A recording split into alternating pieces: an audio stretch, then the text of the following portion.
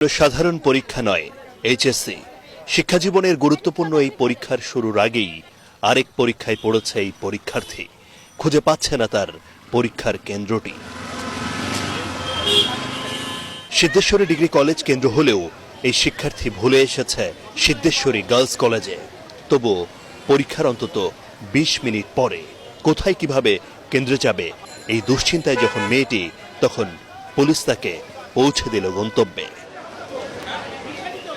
চিন্তা করে দেখলাম যে রিক্সা দিয়ে যেতে যেতে সে 1 ঘন্টা সময় লাগবে যে রাস্তায় যান।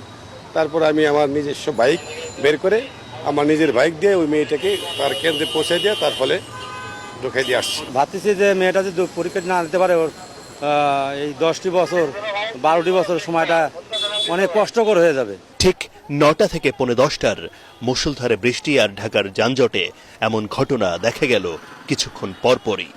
অনেককেই পরনের ভেজা কাপড়ে দিতে হয় 3 ঘন্টার পরীক্ষা। ছেলেমেয়েরা পরীক্ষার হলে ঢুকবে, তার ঠিক আগের মুহূর্তে ঝমঝম করে বৃষ্টি, যার জন্য অনেক বাচ্চারা পুরা ভিজা অবস্থায় পরীক্ষার রুমে ঢুকছে।